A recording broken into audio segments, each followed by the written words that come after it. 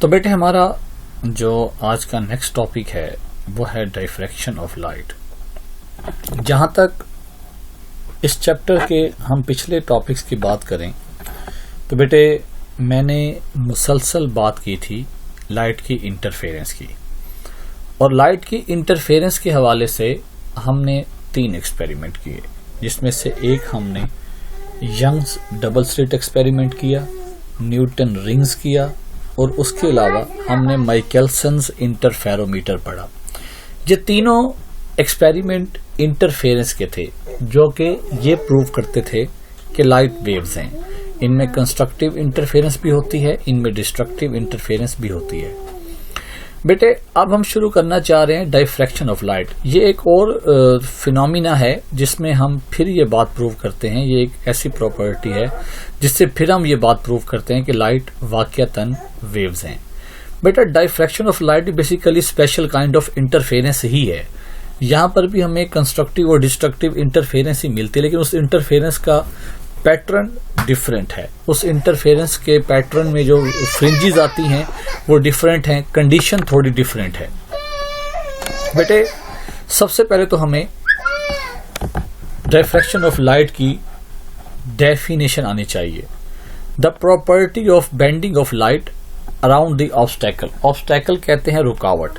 किसी भी रुकावट के गिर्द लाइट का बेंड हो जाना, किसी भी रुकावट के गिर्द लाइट का बेंड हो जाना, इसको हम नाम देते हैं डाइफ्रैक्शन ऑफ लाइट। लेकिन रुकावट के गिर्द बेंड होकर सामने स्क्रीन पर लाइट का इस तरह स्प्रेड होना कि रास्ते में जो रुकावट आई थी, जो ऑब्स्टेकल आया था, उसी ज्योमेट्री का हमें शैडो मिले।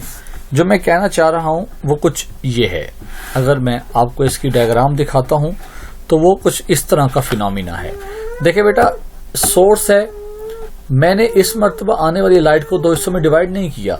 रास्ते में आप देख सकते हैं ऑब्स्टेकल है, लाइट ऑब्स्टेकल के कॉर्नर से बेंड हो गई, यहां से भी बेंड हो गई, और जब ये दोनों यहां पर आए तो कंफर्म है हमें जो दरमियान में स्पॉट मिलेगा वो ब्राइटी मिलेगा, चूंकि लाइट की जो है वो बेंडिंग हुई है। और डाइफ्रैक्शन में सबसे जो कमाल बात है वो ये है कि जो हमें सेंट्रल फ्रिंज मिलती है वो ब्राइटी मिलती है। और ये जो ऑब्जेक्ट था आप देख सकते हैं स्फेरिकल फॉर्म के, तो हमें स्क्रीन पर स्फेरिकल ही शैडो दिखाई दे रहा है। हमने ये पढ़ा था ना कि लाइट का ऑब्स्टेकल के कॉर्नर से बेंड हो जाना और सामने स्क्रीन पर इस तरह की शैडो देना जिस तरह की हमारे ऑब्स्टेकल की जो है वो ज्योमेट्री है। बेटा अगर आप चाहते हैं कि आपको बिल्कुल जबरदस्त किस्म की डाइफ्रैक्शन दिखाई दे तो उसकी एक कंडीशन है। अगर आप प्रोमिनेंट वाज़े क्लियर डाइफ्रैक्शन देखना चाहते हैं तो बेटा आप याद रखिएगा, अगर आप चाहते हैं कि आपको बिल्कुल वाज़े जो है वो डाइफ्रैक्शन दिखाई दे, आपको शैडो दिखाई दे, सेंट्रल स्पॉट ब्राइट दिखाई दे, the phenomena is found to be prominent. ये फिनोमिना उस वक्त वाज़े हो जाता है अगर हम वो लाइट यूज करें जिसकी वेवलेंथ ज्यादा होनी चाहिए compare to the size of the obstacle. हम जो लाइट यूज करें उसकी वेवलेंथ यहां कहना चाह रहा है कि ज्यादा होनी चाहिए उस ऑब्स्टेकल के साइज से जिसके गिर्द हम लाइट को बेंड करना चाहते हैं। बेटा यहाँ तो उसने लार्ज लिखा है, लेकिन कम से कम ये बात जरूर याद रखें कंपैरेबल तो होनी चाहिए।